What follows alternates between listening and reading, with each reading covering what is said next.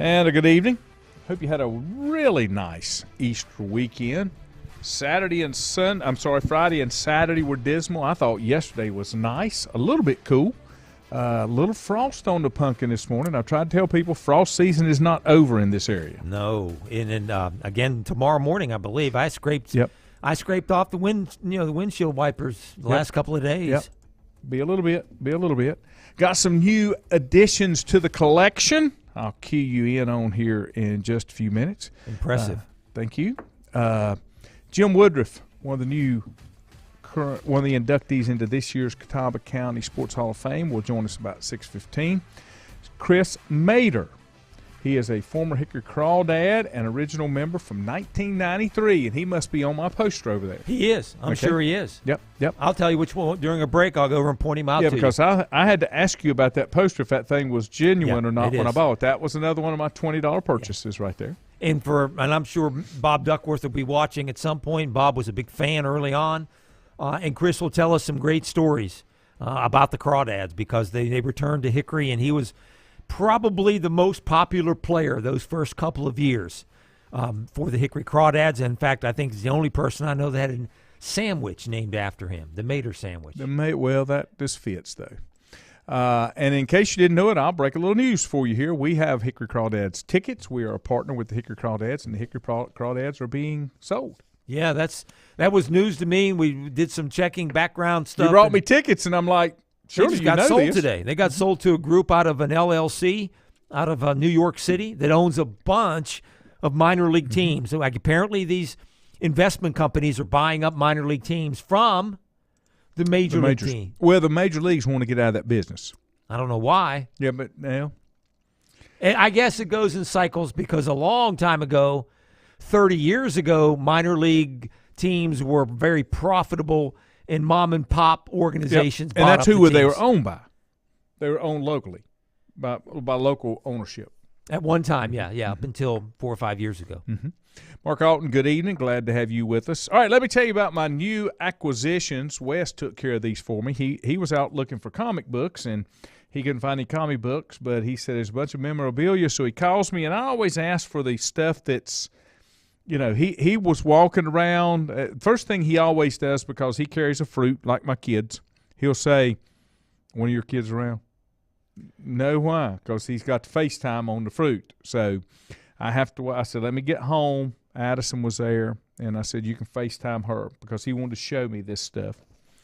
So I picked up an autographed Green Bay Packer Jerry Kramer autographed jersey that says Hall of Fame 2018. I picked that up because Jerry Kramer was a very famous lineman. He went in the senior class. Through the most famous block probably in NFL history. Yeah. And then I also picked up, I like 8x10 photographs that are signed. I've got a book. I got some wrestlers and different stuff in it. Yeah. And so he found an 8x10 color of Gale Sayers that's autographed. It says HOF. Remember his nickname? 77. Gale Sayers' nickname? Magic. No. No. I was trying to think what Piccolo called him. Well, I don't know if he gave him this nickname or not. He played at the University of Kansas. He was the Kansas Comet. I think Piccolo called him Black Magic. Yeah, Black Magic. Yeah, that's what it was. That's the one I remember. No, I didn't know that. The one. Kansas Comet. And then my third acquisition of the memorabilia, and this one, as I have explained, I've got stuff all over here, but it's stuff that means something to me. DeLama Lure, I've met him, interviewed him, always been a Butkus fan. Levon Kirkland, I'm a Steeler fan, and he came on, did an interview with us. He sure did. And that's just something my kids bought me. My wife bought me. I've got some other jerseys. I've got the infamous 29 Lenore Ryan jersey over there. Mark, thank you. Jerry Kramer and Gale Sayers. Now, I'm going to give you a third name here, Mark, and you might know it because you're local, and then I'll give you the story behind it. I also picked up a signed baseball from Wake Forest great player and coach and broadcaster, yeah, Bones McKinney. Now, Bones is old school. the connection to Bones McKinney, when he's scanning the table and I see that, I'm like, it was $20. I'm like, I want that. He said, why do you want that? So I said, here's the deal. When I went to the 9th grade was the first year that Lincoln County had junior highs. So we had sports teams. We had our first real sports banquet as a class. I had went to one the previous year at the high school because I'd played JV football as an 8th grader. But we had our own sports banquet, and our speaker for the sports banquet was Bones McKinney. There you go. Our principal was Ryan Shelton, huge Wake Forest fan and graduate, and he could get those kind of people. That was a big name back in 1975. Mark said, what a broadcaster Bones was. He was a pretty good coach, too. Yeah, he was a pretty good coach, and he reminded me a lot of Lefty Drizel. Did you know that Bones McKinney lived in Hickory for a long time? No, I did not. Worked at the company, I don't think they're still in business, Servamation? Yes, yes. He worked for them as a salesman for a number of years. He was one of the original members of the Hickory Sportsman's Club. Bones McKinney was born in 1919, okay? And I didn't realize this. He did play at State and Carolina. I thought he played at Carolina myself. But his career got interrupted for the Army in World War II, and he went to there, and then he had a 6-year career with what was called the Washington Capitals, and he played for the Celtics. His final year with the Capitals was in 50-51 as a player-coach. He coached at Wake Forest, leading them to 2 ACC titles and an appearance in the Final Four in 1962, and I did not know this. He also coached the Carolina Cougars. Sure did. That's what I remember of the him ABA. Too. I did not know that. I believe he coached Larry Brown. Do you know where he was from? He was from North Carolina. Somewhere down east, Bowie's Creek. Lowland. Okay, Lowland, North Carolina. Yep. I have a couple of pictures of. He was very famous of. I want to say Bones McKinney was one of the founders of the famous Campbell University basketball camp that everybody went to back in the day. We'll see here in just a minute. I didn't realize this. His jersey, his picture, hangs in the North Carolina History Museum's North Carolina Sports Hall of Fame, and one of his jerseys is displayed there. He also graduated from Southeastern Baptist Theological Seminary and is an ordained minister, which I did not know that either. Let's see. He threw out some jokes at the Hickory Sportsman's Club. Oh, my gosh. He was a great speaker. Yes, he was. Just a great, great speaker. Yeah. But anyway, those are the kind of pieces that I pick up. Jerry Kramer. Wow. A jersey. Ronnie Lott autographed football from that experience. He said he has an autographed Walter Payton football, and he won a bid against Ronnie Lott is how he won the Walter Payton, Bruce said. Good evening, Bruce. Mark said, as good a coach Lefty was, I never liked him until he got into broadcasting. I loved me some Lefty Drizel. Lefty was my idol that I patterned my basketball coaching sidelines after. I wore out the back of a pair of shoes kicking bleachers, hated it when I had to sit in chairs because I had nothing I could kick. Yeah. That he was had just that me. stomp, too. I didn't stomp a lot because I didn't get up. If I got up, it was going to be bad. Yeah. So I had to keep seated. I don't know about an X's and O's guy, but Lefty could sure recruit. Yes. Well, that's because of the personality that he was. Yes. And that he had. Hey, Brian, hope you're feeling well, bud. Brian Huss joining us from down in South Carolina today as well. Let's see. What else was I going to tell you? I was going to tell you something else. Something else I was going to tell you. What was I going to tell you? You got to write things down, man. That's what I do. I write things down. It's already gone. Anyway, want to make you aware of my few purchases. Impressive. That I add to the man cave, and I'm still planning to try to put a little audience area in here. I got to do a few renovations, but I'm working way too much. An audience area? You mean like having a studio audience? Yeah. Oh, wow. People could come in if they'd like. Yeah. Yeah. Charge admission? No. They'll be able to get the, when we're off the air playing commercials. That's right. They get that VIP experience. The unfiltered version. The unfiltered unvarnished. Yeah, that's exactly right. But yeah, that's I wanted to, and I don't know why I was thinking Bones played at Wake, but he didn't. He coached at Wake. And I wonder, did Carl Tacey take Wake to the Final Four, or was Bones the last one to take Wake to the Final Four? I'm trying to think. I know Carl Tacey coached there, and they had the Griffin guy that was really, really good for a number of years. Really? I don't know if they got to the Final Four or not, but But you remember Carl Tacey? Sure do. Okay. Yeah. I'm trying to remember. This would have been late 70s. Yeah. I don't remember a Wake Forest team ever making it to the Final Four. Billy Packer's team did, I believe, when he played. Would that have been after or before 62? I think Bones did take them to a Final Four. Bones did take them to the Final Four. Okay, yes. yeah, and Billy Packer played for Bones, I believe. Okay. And who was the other guy, the Lenny something that played with Billy Packer? Not Lenny, but I think it's Lenny. Wasn't there Lenny that played? Yes. Played for Wake Forest. And you're talking to a Let's Yankee up see. here, but I don't know how I can remember this stuff. Okay, 1961-62, it was held at Freedom Hall in Louisville. It was Cincinnati Bearcats won it.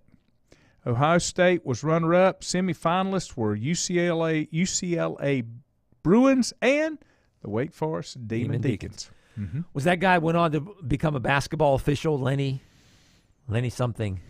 Yes. That's Fred Bearcat. Lenny Chappell. Lenny Chappell. Yep. Billy Packard and Lenny Chappell were seniors on that team. And Bones coached them. That might be the last. Billy Packard was a guard, and Lenny Chappell at 6'8" was a forward center. Yep. That's pretty good. I didn't know that. Yeah. I don't know how I can remember that. And they don't have that, it's positionless now in basketball. Mm-hmm. He would have been a post player back then. Brian said he's listening to us and watching his son practice lacrosse. That's getting pretty big around here. It is. Mark said, I've been in Reynolds back in the day when it was so loud you couldn't hear yourself think. Lefty could stomp that foot and you could hear it throughout Reynolds. Mark was thinking Rosenblatt, but no, it was Lenny Chappell. Mark, we were talking about this the other day. Capacity of Reynolds about 3,500? I think it's more than that. Was it? Now it's where the women play all the time. Correct. But I want to say it was up close to 6,500. Okay. Was Reynolds and Carmichael pretty much the same capacity? Pretty close. I thought Carmichael was bigger. When I was They're in all high about school, the same, right? Yeah, less than 10. Cameron Indoor is about the same. Yeah, but all three less than 10. Cameron's not but about 5 or 6, is it? It's fairly small.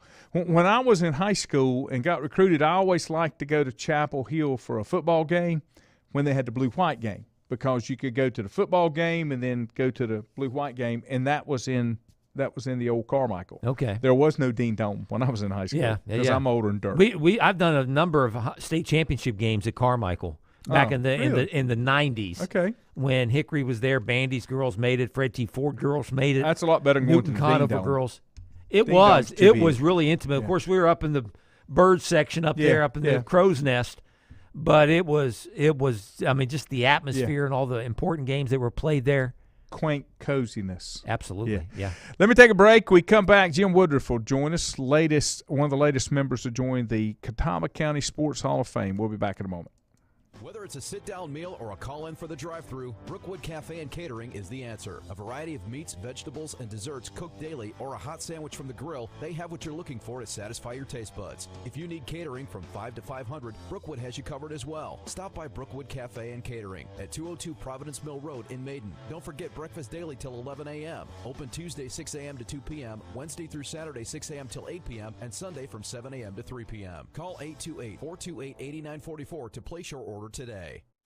If you ask around, you'll find Burke Mortuary has a reputation for excellence and commitment to value. They've built a reputation of trust for more than 35 years. Burke Mortuary is proud to offer personal attention, meaningful tributes, and the area's most affordable prices. They're also proud to offer you beautiful, state-of-the-art facilities. It's the perfect place to honor your loved one. So when choosing a funeral home, the choice is easy. Choose Burke Mortuary with locations in Maiden and Newton. Covenant Church began as a vision of just over 100 people in 1984. Since then, Covenant Church has grown and currently located at 2168 Gastonia Highway in Lincoln. The Sunday schedule includes early morning worship at 8:30, Sunday school at 9:45, and morning worship at 10:45. Their ministries extend beyond Sunday. Visit their website at www.covenantchurch.church to see all they have to offer, and better yet, stop by and see for yourself. Covenant Church may be just what you're looking for a new church home. First Federal Savings Bank has been serving Lincoln County since 1940. And as it has been from the beginning, customer service is a priority to First Federal Savings Bank. They want to get to know you by name. First Federal Savings Bank has the convenience, the products, and the services that the larger banks have, but with hometown people that you see throughout your community. Stop in and visit one of their 4 convenient locations and see what First Federal Savings Bank has to offer you. Member FDIC, an equal housing lender. Untangling your headphones, finding the right remote, saying goodbye to your favorite shirt that hasn't fit in 10 years. Why are simple things sometimes so complicated? Thankfully, with Auto Owners, insurance doesn't have to be one of them. Auto Owners works with independent agents who live in your community and answer when you call, so you can worry about more important things, like finding a new favorite shirt. That's simple human sense. Call Mooney Insurance in Maiden or East Lincoln Insurance in Denver, or visit mooneyinsurance.com. Stifel Nicholas now has an office in your community. Stifel Nicholas is a full-service organization offering a wide range of investment vehicles and services. These include money market funds, CDs, stocks, bonds, mutual funds, annuities, retirement plans, and managed accounts, to name a few. Our financial advisors will sit down with you and help you tailor an investment plan, explaining strategies and investments which may help you achieve your personal goals. Call 4Rembert today at 828-624-7300. Stifel Nicholas, member SIPC, and the New York Stock Exchange.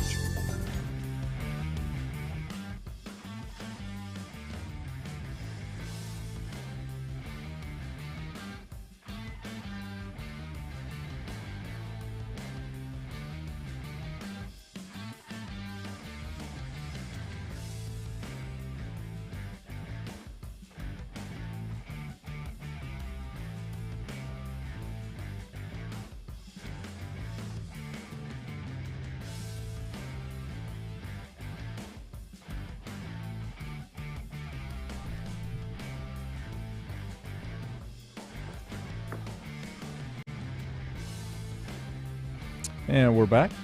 Glad to have you here on a Monday. I got 64 degrees. It got up pretty warm today. It did. Nice little breeze, though. Start. I liked it. Yeah. We almost got all of our April rain over the weekend. I went think ahead you're right. and took care of that. To catch up, Reynolds Coliseum was 12.4 back in the day.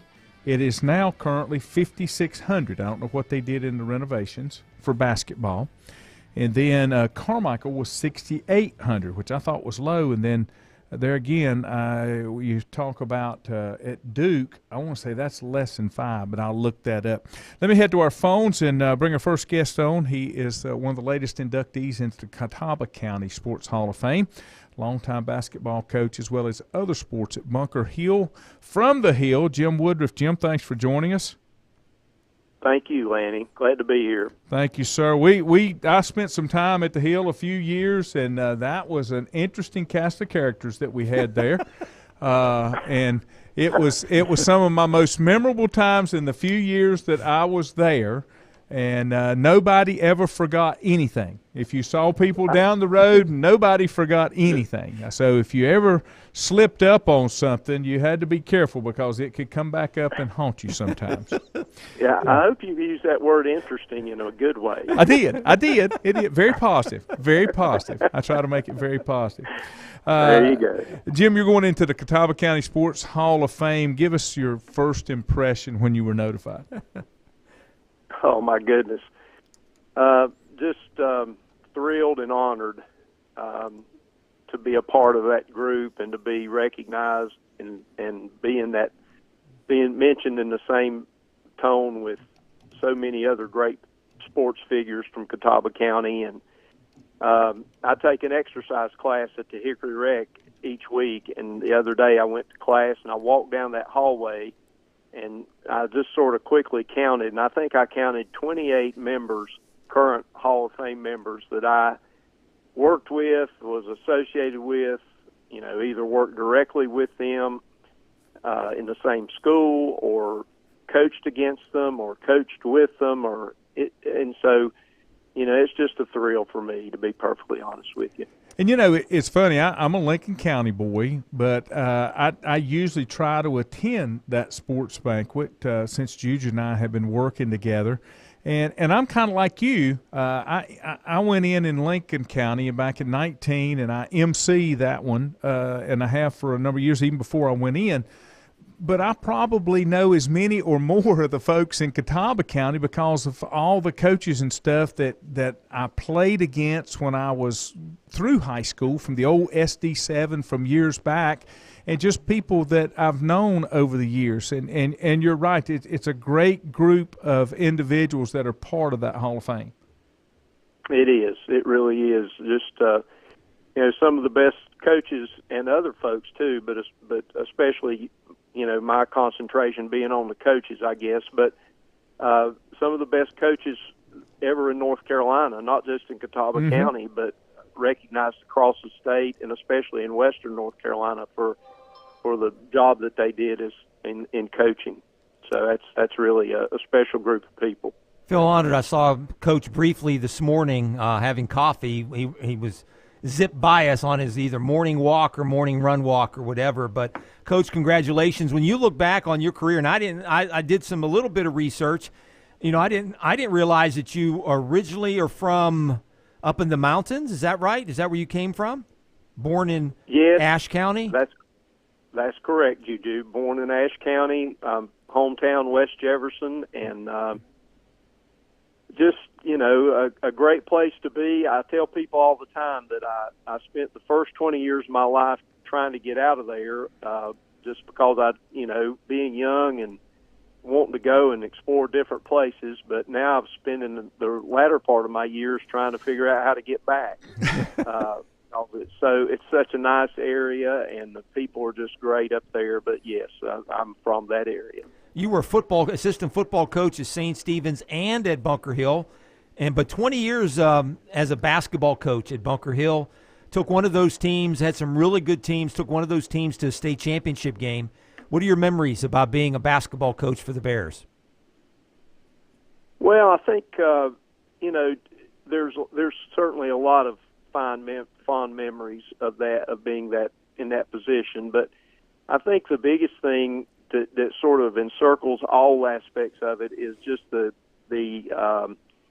competitiveness and the rivalries that were established back in those days. And I think, as realignment has been a part of High School Athletics Association and high school athletics over the last so many years, it's sort of taken away a little bit of that. But, man, we had some great rivalries, and we had a conference that included almost all the high schools in Catawba County, except for Hickory High. And so that lent itself to just, every night you played, you were playing a cross-county rival. And so I think that is what I remember most, or one of the things I remember most about that experience. Do you remember the conversation on how you became a head coach? Was it Steve Hilton who was your principal at Bunker Hill? It was, and of course I'd worked with Steve at St. Stephen's prior to that. Okay. I was at St. Stephen's my first year of teaching and coaching. I was at West Alexander Junior High, and then I came from there. After 1 year, I went to St. Stephen's and was there for 4 years. And Steve was the assistant principal there at that time, and so we got to know each other pretty well during those 4 years. And then Steve left to go from St. Stephen's to Bunker Hill as the principal. And as things came about and developed, the boys' basketball job came open, and so he called, and the rest is history, as they say. And it's a great opportunity for me, one I'll never forget. We're talking with Jim Woodruff, former head coach at Bunker Hill High School, one of the latest inductees into the Catawba County Sports Hall of Fame. Talking about those pieces, was Hilton before or after Barger at Bunker? He was after. He was it was Barger, then Hilton, and then John. That was the principals. Yes. Okay, I was trying to remember because most of those guys went on to the county office, but it was amazing how there was such a collection of people that never really got out of Catawba County. They kind of like what you were talking about. Steve Hilton made a move. He recognized that he wanted you to be a part of what he was doing because of what you could contribute, and that's kind of the way the people got their start, in especially with coaching inside Catawba County. Yes, that's true. I mean, I was very lucky. You know, my first lucky move, in a way, was doing my student teaching for Jerry Copas, the late, great Jerry Copas at Fred T. Ford, and he was so kind to let me sort of hang out with his basketball team and during that year and that semester period. And so through that, through Jerry's friendship and time together, I met Coach Fry, Harry Fry from St. Stephen's. Mm-hmm. And just so happens that next year, after I did my student teaching, St. was looking for a JV boys basketball coach and assistant football coach.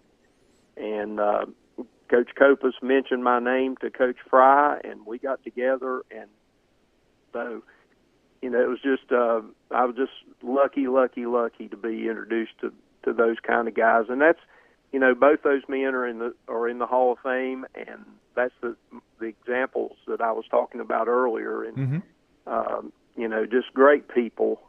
Both of them certainly. When Coach Copas was alive, he was a rival, but he was also a great friend. And you know, Coach Fry was one of the best people I could have ever worked with and for, and so just you know, just helped to develop me and to some great times in my younger years of coaching. Coach, you had a really good team. I guess it would have been '89 when you went to the finals. Yes, we were talking earlier before we had you on about some of the old basketball arenas like Carmichael and different places. I think in '89 you guys played at the new Dean Smith Center at the time and made it all the way to the finals. When you look back on your career, what made that team in '89 so special? Well, again, I think you know, Juju, it a little bit goes back to the competitiveness. I had especially 5 players, the 5 starting players. You know, Tyrone McDaniel, of which a lot of people know and is a Hall of Famer, and Austin Roberts and Jeremy Petty and Reggie Smyer and Johnny Boulani. Those are my 5 starters. And one thing that made that team special is we played 32 games that year. Wow. And I think that I started the same 5 kids every game. Wow. So you don't hear of that happening either back in those days or today, especially. And they just refused. You know, they played through little injuries. They played through sickness. They played just because they were so competitive. And so I think that was one of the things that made that group very, very special. They were outmanned many times. I didn't have a lot of big kids on that team, but they just almost refused to lose. And so we, until we you know, ran up against you know, the team in Chapel Hill, we were pretty good. You know, people don't understand, and that's a great point that you bring up, and you see it in March Madness now. People are surprised about some of these smaller schools or mid-major schools and how well they do, but they do it because those kids have been together for so long and they've got the chemistry and continuity. And it's about playing together, and that's exactly what you're saying. When you can put the same starters on the floor night after night, you're not having to readjust or make changes because they know where everybody's going to be and what they're going to do and what to expect. Yes, that's true. And you know, I had a lot of kids besides those starters on that team too. That, gosh, I can't go back and name them all because I'd certainly leave somebody out, but they just knew their roles, and they knew who the 5 starters were going to be, and then you know, in situations where I had to call upon some of those other kids to come in and play, they were there and they were ready to play. but it was just I was lucky in the fact that I had those 5 kids on that team that really just refused to come out of the game almost, and so it was a good group of kids though from top to bottom. And it wasn't a group, too, that just walked the ball up the court either, right? You guys ran, had the fast break. You had quick shooters. I mean, Tyrone would shoot it from any place right on the court, especially some of these smaller courts in the SD7. Well, he would, Juju, and I tell people all the time, one game, and one game against Fred T. Ford that year. We beat Fred T. Ford 118-98. Wow! And that's a high school boys 8-minute quarter basketball game. And we had another game that year. We scored 112 points. But Jim Norris, who was the head coach at Fred T. Ford at that time, and he's a dear friend of mine, and that's one of the things. You could be very competitive and just try to beat each other's brains out on the court and in the game, but overall, everybody was a friend when the game ended. And Coach Norris is a very good friend of mine, and whenever I see him, his comment to me is, "I can't believe we scored 98 points and got beat by 20." So. And it is unbelievable. It really is. But no, we didn't do a whole lot of walking the ball up the floor. We were up and down the court pretty heavy with that team especially. Wow. Was that pre-3-pointer? No, there was 3-pointers at that time. Okay. Yeah. Because it really would have been something if you'd done it pre-3-pointer with those kind of numbers. Yeah. That's still impressive either way. It is. It really is. So, but that's a good story. And if Coach Norris were with us today, well, I mean, if he were on the show today, he would say that he would agree with me. I mean, I'm not trying to put down his team because he had a great team, but we just couldn't miss and scored a lot of points. Well, Coach, get some of your stories ready. We're looking forward to the ceremony. It's, I believe, May 15th. Tickets go on sale next Monday for the event coming up, and Coach Woodruff, one of the 6 new inductees. You guys are now going to be over 100 in the Catawba County Sports Hall of Fame. It should be a fun night.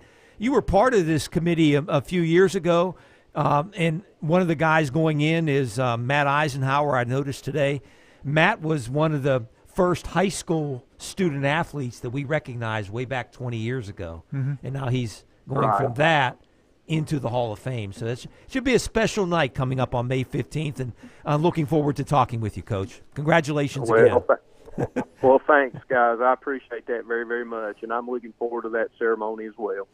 Jim Woodruff, one of the latest inductees into the Catawba County Sports Hall of Fame. Coach, thanks for joining us, and plan on seeing you in May. Okay, Lanny. Thanks, buddy. Thank you, buddy. See you, man. Appreciate you having me. Thanks, Thank you. Bye-bye. Bye. That's Coach Jim Woodruff. Yeah, Jim's a great guy. High character, great, integrity. Great stories. Yeah. I mean, can't tell them on here. Can't always tell them on here, but they were interesting. That's all. You didn't mention any golf stories. I understand that they've had some really good and interesting golf stories. I'll never forget. There used to be a tournament that they played that everybody in education kind of was invited, Catawba County employees, maintenance, everybody. And it was an interesting tournament, and it was before they were doing shotgun starts. So everybody started on one. You want to be one of the last few groups. You did not want to be one of the first ones because it was rough, because you had a gallery there. But the bad part about being one of the last ones, a lot of things had changed during that 4 hours on the golf course, and you didn't want to be one of those last ones because you had that same gallery on 18. Yeah, they were at the 19th hole. They had been at the 19th hole for a while. That is correct. That is absolutely correct.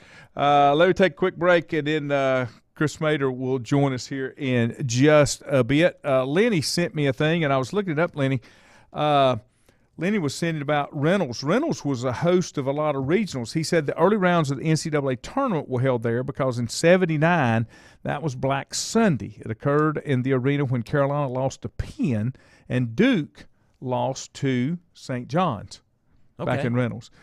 He said, I think they did a major upgrade to Reynolds for the women's program several years ago, and they reduced the capacity to make it more intimate and viewer-friendly. Mark said, whenever you went to Reynolds back when they packed them in, make sure that you went heavy on the deodorant because you'd need it when you come out if you didn't. We'll take a break. Back in a moment.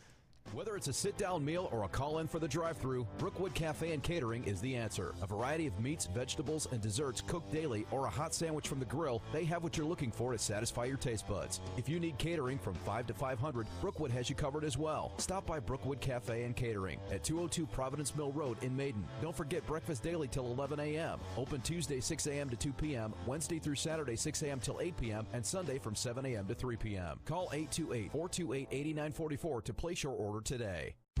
If you ask around, you'll find Burke Mortuary has a reputation for excellence and commitment to value. They've built a reputation of trust for more than 35 years. Burke Mortuary is proud to offer personal attention, meaningful tributes, and the area's most affordable prices. They're also proud to offer you beautiful, state-of-the-art facilities. It's the perfect place to honor your loved one. So when choosing a funeral home, the choice is easy. Choose Burke Mortuary with locations in Maiden and Newton. Covenant Church began as a vision of just over 100 people in 1984. Since then, Covenant Church has grown and currently located at 2168 Gastonia Highway in Lincoln. The Sunday schedule includes early morning worship at 8:30, Sunday school at 9:45, and morning worship at 10:45. Their ministries extend beyond Sunday. Visit their website at www.covenantchurch.church to see all they have to offer, and better yet, stop by and see for yourself. Covenant Church may be just what you're looking for a new church home. First Federal Savings Bank has been serving Lincoln County since 1940. And as it has been from the beginning, customer service is a priority to First Federal Savings Bank. They want to get to know you by name. First Federal Savings Bank has the convenience, the products, and the services that the larger banks have, but with hometown people that you see throughout your community. Stop in and visit one of their 4 convenient locations and see what First Federal Savings Bank has to offer you. Member FDIC, an equal housing lender. Untangling your headphones, finding the right remote, saying goodbye to your favorite shirt that hasn't fit in 10 years. Why are simple things sometimes so complicated? Thankfully, with auto owners, insurance doesn't have to be one of them. Auto Owners works with independent agents who live in your community and answer when you call, so you can worry about more important things, like finding a new favorite shirt. That's simple human sense. Call Mooney Insurance in Maiden or East Lincoln Insurance in Denver or visit mooneyinsurance.com.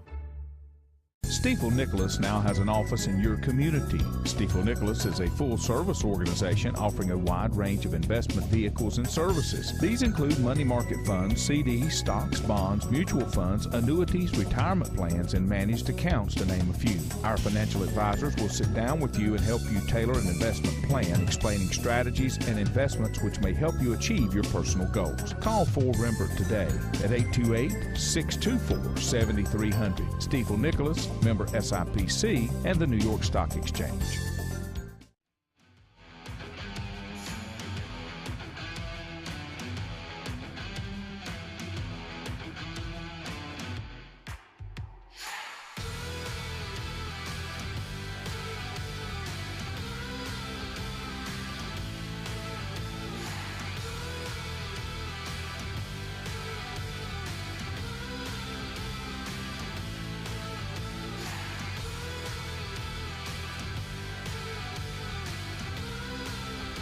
Welcome back.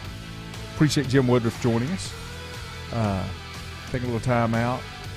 Yep, I'm gonna make it an exceptionally special effort to get to that one, because I know a lot of the folks going in. Of course, Audra's going in, Matt Eisenhower's going in, Jim's going in, Bruce Eichert, Drew Forshee, who is I know the name. First wrestler that's going in, and Eddie Yunt, who's I think is the only player manager, played professional baseball, made it to the big leagues, Lanny, before World War II at age 21. Played in the major leagues. But only player manager, I believe, that managed both the Newton Conover Twins and the Hickory Rebels. Okay. I know when I was reading that stuff about Bones, before the Washington Capitals folded, Bones was a player coach for them in the old ABA. Kind of like Bill Russell was with the Celtics in the late 60s. Mm-hmm. Mm-hmm. Yeah. Sure was.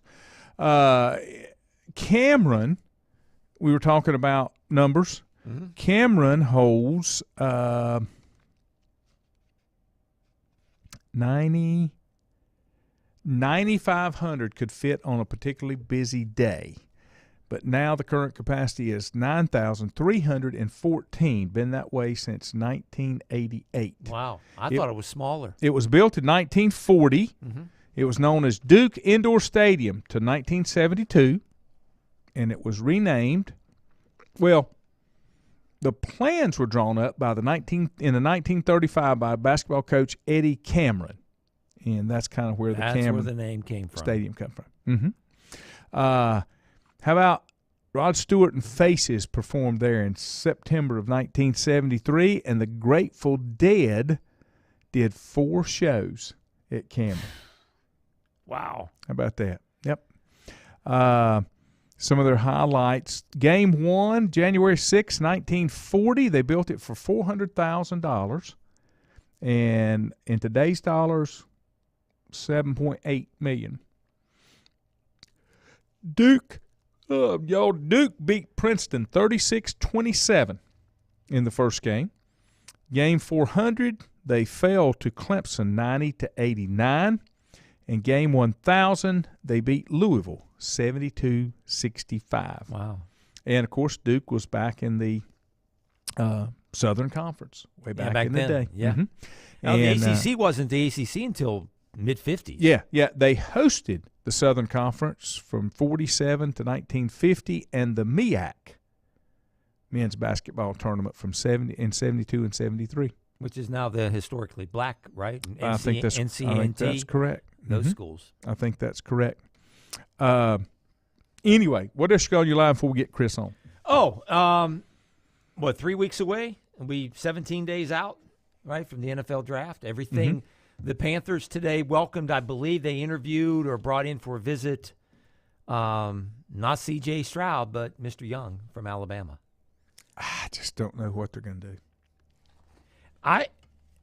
Could it be that they're 17 days away and they're not 100% certain yet? I don't think they are. Do you take somebody would be one of the smallest quarterbacks ever selected in the NFL? I mean, that's got to be a source of saying, wait a minute, no matter, we got to get guys to protect him, but can he last more than, Cam Newton's big, tall, strapping guy, and Cam lasted 8-9 years before he physically fell apart. That's kind of what I'm saying. I don't know how you do that. I just don't know how you make that. I mean, Kyler Murray's 215 pounds. He's short, but he's very muscular. Mm-hmm. Drew Brees is a little bit taller, and he was a pocket passer. No, but he was a pocket passer. But these guys aren't pocket passers. None of them coming out are pocket passers. No. With the small bodies. No. I find it interesting, though. And there was a better line at Alabama than he's going to get at Carolina if he comes to right Carolina. now. Yeah. Oh, yeah, without a doubt. I find it interesting, when the Panthers selected and traded up for Kerry Collins that first year, that they had, you remember who their offensive coordinator was back then? Joe Pendry. I don't know if you remember that. They had no quarterbacks coach. They didn't hire a quarterbacks coach for like 2 or 3 years. The Panthers did. They didn't have. I did not know that. This is, again, 95. Mm-hmm. Now they got Caldwell. They got Reich. They got the guy that was the quarterback for about every team in the NFL, the redheaded guy, played with him a couple of years ago. McCowan? McCowan. Mm-hmm. I like him too. He's a quarterbacks coach. They got a senior analyst who's a quarterbacks guru in Caldwell. They got Reich. Big checkbooks. Yeah, they got an offensive coordinator. They got like 3 or 4 guys that are going to work with quarterbacks. So you think that they should be able to come up with some type of opinion, at least a consensus. And I still think they're going to go with C.J. Stroud. But when you look at David Tepper, and I didn't realize this until I was reading about it. David Tepper he washed dishes. at Carnegie Mellon University at the business school there. Really? And he now has that building where he used to wash Now dishes. he owns Carnegie Mellon. He does. He had the building named after him.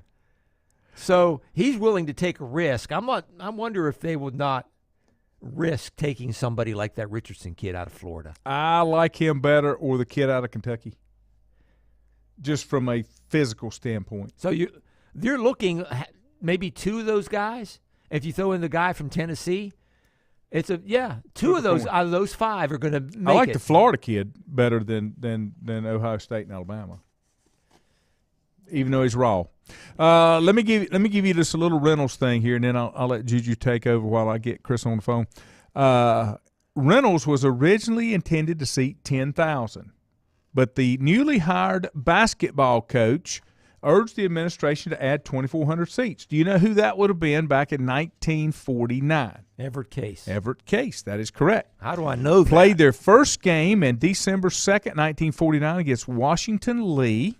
Not all the seats had been installed, so fans had to sit on cement tiers at that point. Mm-hmm. Reynolds was the original site, and Lenny mentioned this too, of the ACC men's basketball tournament from 54 to 66, the Dixie Classic from 49 to 60, and the Southern Conference from 51 to 53. And it's hosted many regionals. It was a regional 8 times, a sub-regional 4 times, and it also hosted the women's tournament 11 times, one of which was a regional.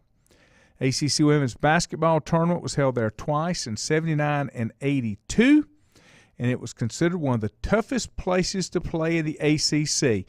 Two names you will recognize in the college basketball world said it was the toughest place they ever played in. North Carolina guard Hubert Davis, current head coach, and ESP analyst Jay Billis. Okay. Both of them said Reynolds was one of the toughest places to play. And Chris sent me a friend request, so he must be getting ready. You take over till I get him on the phone. Okay. So we decided to go a little baseball, with the start of the baseball season recently, and the Hickory Crawdads just opened up their 30th season back last weekend. It didn't get much in because of the rain, but I had the really pleasure of being the PA announcer with the Hickory Crawdads for the first 19 years, and the memories just came flowing back when I saw a post that Chris Mader made, and we're going to hear from him in just a minute.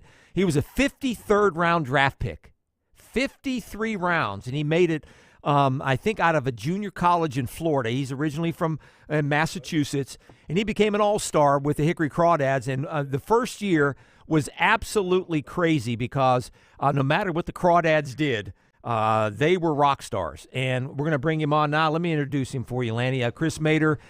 Chris, welcome. We were talking just a minute ago.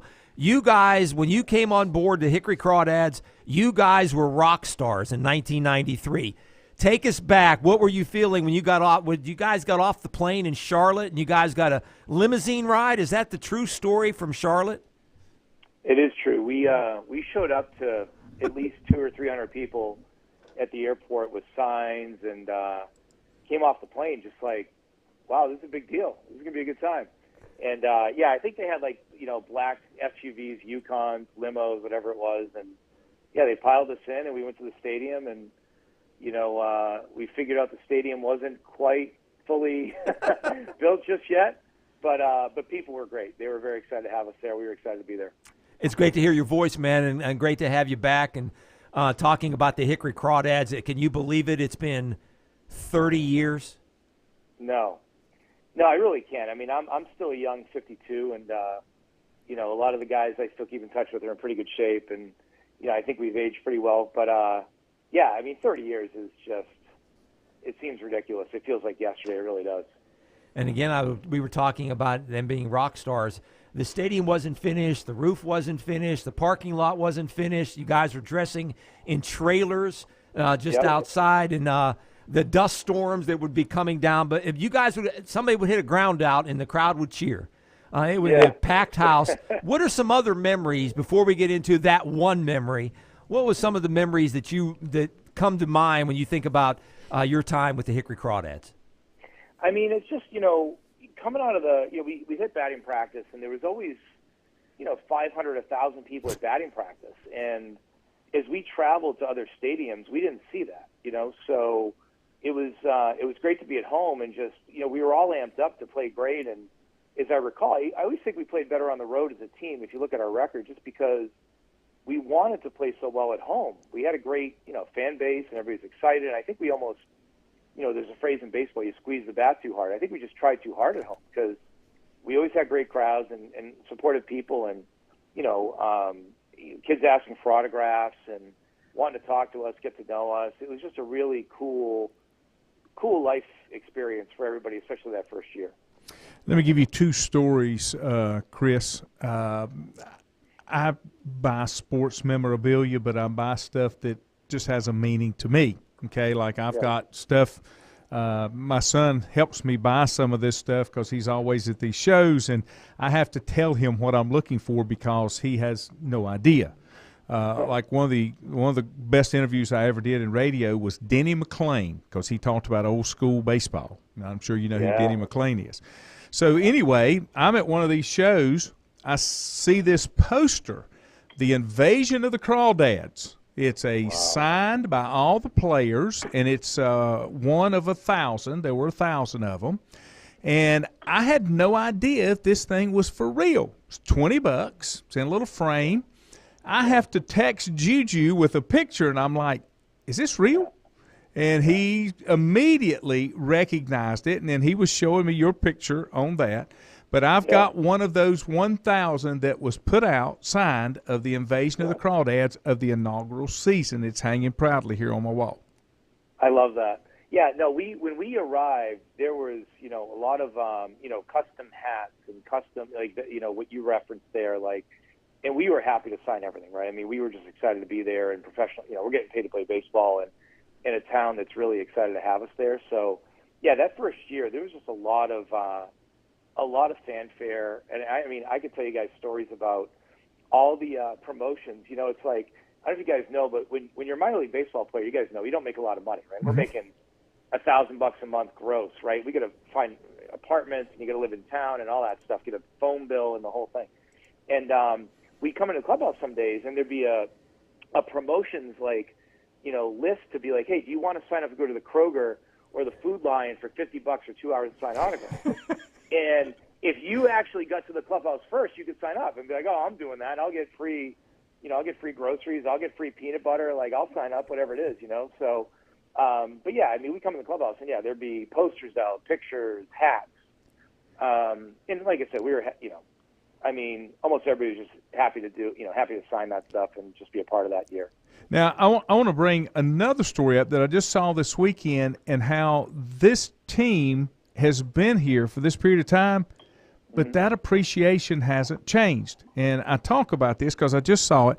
There's a facility here in town called Athletes Lab, and it's some guys that Juju and I know, brothers, that have built this place. It's an indoor training facility. They've got pitching lanes. They've got batting lanes. They've got a place where you can even take a little infield that's all inside, and then they've built an outdoor turf field. Well, this weekend, the Hickory Crawdads needed somewhere to work out because it was raining. The whole team came down here. There were people lined up to meet these guys, and they thanked and shook hands with everybody there of how appreciative they were to have somewhere to come and work out. So going back to when the Crawdads first came to Hickory, that same type of feeling has been instilled in that team and the community that it's still there. Yeah, I think that speaks to the people of Hickory. I really do. Again, I played through the Midwest League, Florida State League, Southern League, South Atlantic League, obviously. And, I really don't know where else I went that felt like Hickory. And I mean that. And I was just lucky to be there when I was there and, had a great, year or two, being in Hickory on that team. But I don't know where else I felt that. And I think part of it is, the town lobbied to have that team there for a long time. And once they got it, they were very excited about it. And, you guys are an hour and 15 minutes from Charlotte. So, there's not there. That's the first professional sports team in that area in a long time. So they adopted the team, and I think as a player, when you go in, you hear about it. You're going to a pretty cool place. Hickory's a cool place to play. So, I'm glad to hear that hasn't changed. That's really nice to hear. Okay, so tell us now the greatest promotion that was ever invented, and you were part of it. Oh, the pizza promotion. That's yeah. The pizza story is great. So we were, the game is what it is. It's the 8th inning, and I've told the story a few times, and it's worth telling. It's a fun story to tell. So Sure is. It's batters on first and second, and I'm walking up to the plate, and the entire crowd of 4,000 people is chanting pizza, pizza, and I'm walking up to the plate, and I go to the catcher. I'm like, what is going on? And the umpire goes, if you guys get 10 runs, everybody in the stands gets pizza. And I'm like, oh, that's right. Like, I remember they announced at the beginning of the game. And I'm like, so we were winning the game, but I realized it's the 8th inning, so we're not going to hit in the 9th, in the bottom of the 9th at home. So I'm like, if I don't get a hit, like, nobody's getting pizza. So I was just like, oh, man, I hope, And so I just remember making contact and hitting the ball into the gap. And I'm rounding first, going to second, and they make the throw, and the guy from second scores, and the guy from first is hustling. And the guy from first barely makes it in. There's play at the plate, and the guy is safe. And the crowd is just going bananas. And I'm on second base, and I'm smiling, and I'm, like, pointing to the crowd, and I'm just, like, psyched, So I remember, after the reporters are coming in and asking me questions and stuff, and I'm just like, whatever. And the next morning, the best part of the story for me personally was my roommate brings the paper. In the newspaper, he goes, Chris, you're not on the front page of the sports page. You're on the front page of the paper. I'm like, what? And it's me smiling on second base, and it says, the pizza man delivers. And I'm just like, oh, my God. And I realized when we went to the field the next day that we sold out. There was like 3 Domino's pizzas in Hickory that all got sold out that night. And Domino's, like the corporate headquarters called, like, we're canceling this promotion. This is the worst thing we ever did. Like, this 3,000 people asked for pizzas all inside of like a 2-hour window, And I remember, like, after the game, like, as soon as we had 10 runs, everybody left. Like, I remember people leaving because I'm like, oh, they're going home and get free pizza. Like, they're psyched, Wow. So, but yeah, the picture of me on second base smiling and, like, the pizza man delivers. Like, I've made jokes about that in life about, like, what's your nickname? I'm like, well, in college I was Tomater, and, there was a Tomater sandwich in Hickory. But yeah, I'm like, God, call me the pizza man, so I just think it's funny. The pizza man, that's awesome. Yeah, and everybody got a large pizza. All they had to do was take their ticket to Domino's. It wasn't a small pizza. It wasn't a handheld. It was a large pizza. Large cheese pizza. It was a large cheese pizza. Yeah, exactly. Well, as you said, a lot of 1A baseball is about the promotions. Yeah. I mean, because there's something going on constantly. And that's what, I guess that's what ties the fans to the team and stuff. But it's a great way to spend an evening or afternoon. I know quite a few people that have season tickets behind the plate. Don't miss them. Of course, we here at the radio station, we've always partnered with the Crawdads, and we swap out advertising for tickets. And we have a lot of listeners that want to go see, those want to go see those games.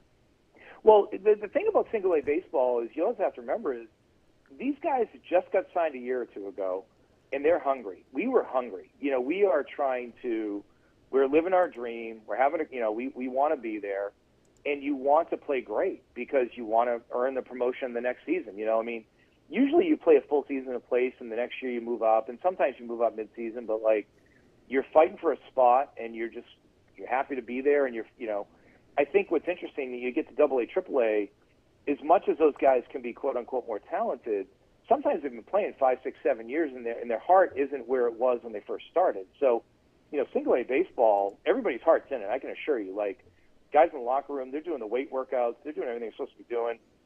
Sometimes guys party too hard, but they want to be there, and they want to play well for themselves, their families, the fans, the whole thing.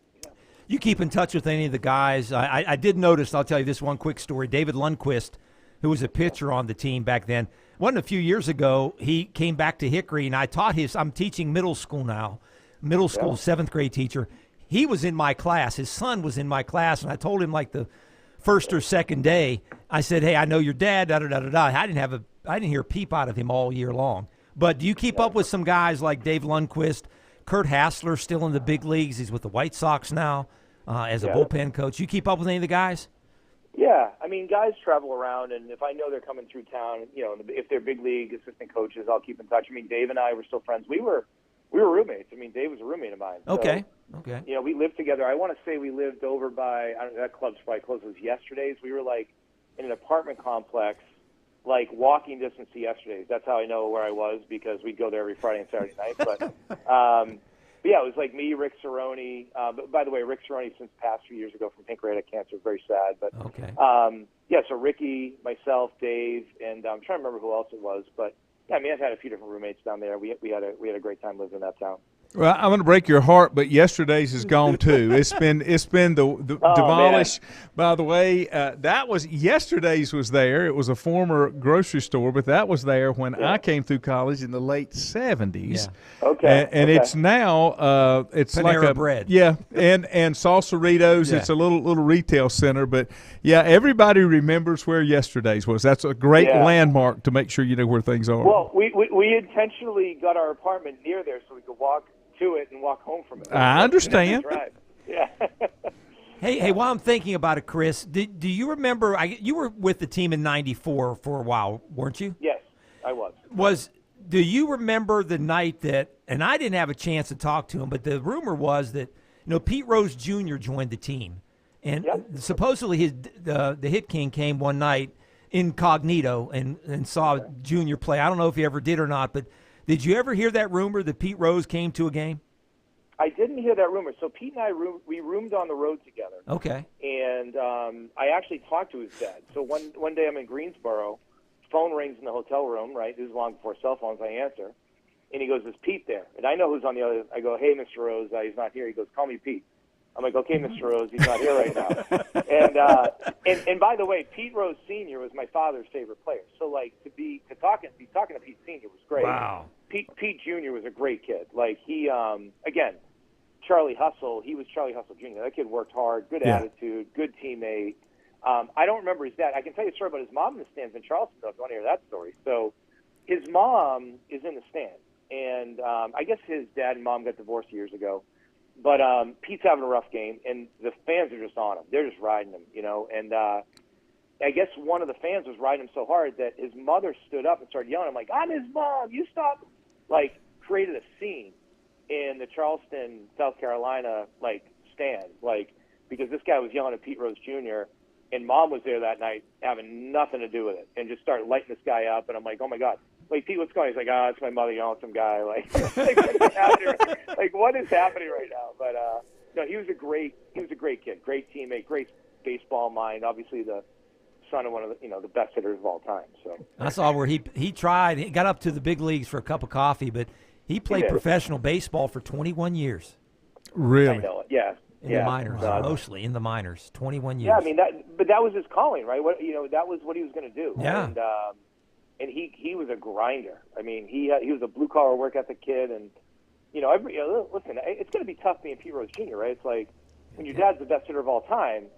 How do you? It's almost like Jack Nicklaus Jr. How do you back that up? Yeah. But he was a great kid, really good guy. How's your life going right now? Life is good. I work for I left baseball to take a career in sales and leadership. I'm currently leading a healthcare IT company. I kind of view myself in corporate America as I feel like a baseball coach. Like I just assume wear a hat and a whistle, and I feel like I'm coaching people. It's just in the business world. So I think all those lessons from professional sports, apply to business. And so I've had a very nice career in business the last 25 years. I will ask you something when we get off the air here, but if you'll just hold on the line for 1 second, I got to kick us out of here, but just hang on 1 second, if you don't mind. You bet. Chris Mader, we appreciate you joining us, and I'm proud to have your poster here on the wall. It's and great talking to you guys. Again, we appreciate your time in joining us. We got to get out of here. We'll run on overtime. If you'll just hang on, I'm going to pick up the phone. You bet. All right, guys. Hope you had a good one. Time to get out of here. I got to get up in about 6 or 8 hours here. So have a great day. Ford Rembert will be with me tomorrow, as far as I know. And thank you, sir, for joining us. Great show again, man. No, you line it all up. I just come here and drive the bus. That's all I do. It's important. all on you. All on you. Have a good day, everybody.